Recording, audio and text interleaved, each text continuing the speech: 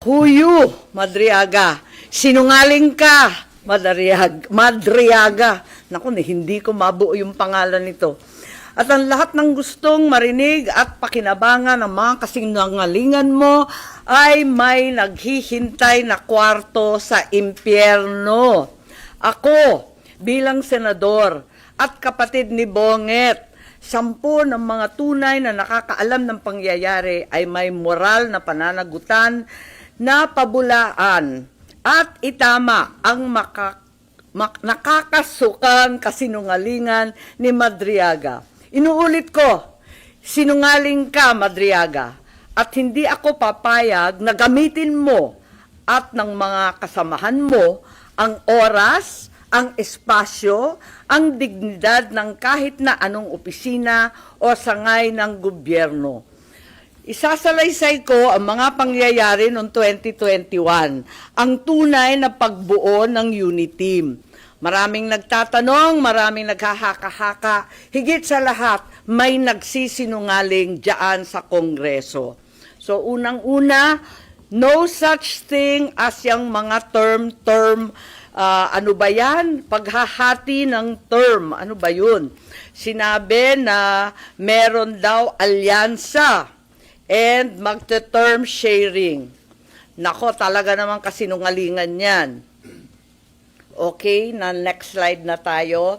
Ang unang pagtitipon at pag-uusap tungkol sa Vice Presidency, noong May 29, 2 days before the birthday of our VP then. Nag-lunch date kami sa Primus Bistro sa Davao. Naalala ko pa kasi bago eh. Tapos, first time na nag-usap ng matagal-tagal si Bongbong at si Inday Sara. Tapos nag-greet kami at syempre nagpahaging kami na kung maari si Bongbong na ang maging VP ni Inday Sara. Kasi alam naman natin na mamayagpag sa lahat ng survey si VP noon, Mayor Inday siya, bilang presidential bet. Ika nga, walk over sana. Kasi nakaupo pa yung tatay niya at napaka-popular niya mismo. Ngunit noong August 5, maaalala ninyo, sinabi ng PDP Laban, ine-endorso si Bongo and Rodrigo Duterte as VP. Yun ang official statement.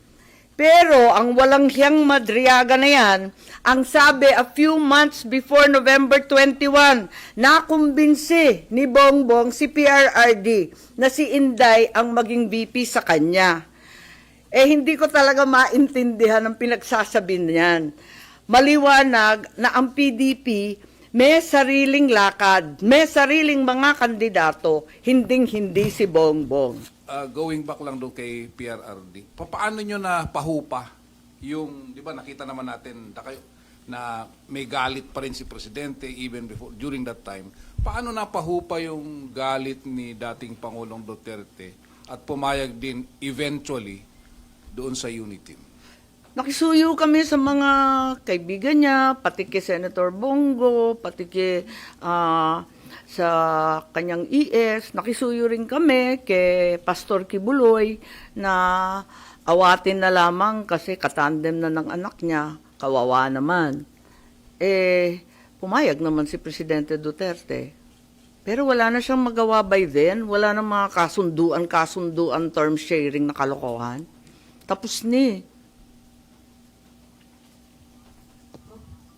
Po. Isa rin sa na-mention ni Madriaga, yun daw confidential fund ni BP Sara, hindi in 11 days but in 24 hours na 18 hours, di ba? How do you find that statement? Di ko alam, tulad ng sinabi ko, talagang hindi ko naman pinakinggan ng buo, nabalita lang sa akin na binanggit ako. Hindi ko pa nakikita yung iba niyang sinabi.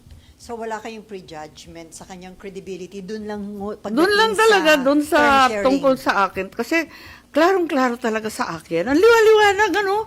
Nahanap ko pa yung telepono, andito pa yung mga survey na tira-tira. Naku, talaga naman. Babalik ta rin niya lahat yan. So you're appealing to PBBM na sana kung hindi siyang nasa likod nito, itama niya yung kasinungalingan na yun ni Madriaga. Oo, kasi magkasama kami. Alam niya yung totoo. Are you expecting him to say something about that, ma'am? Sana.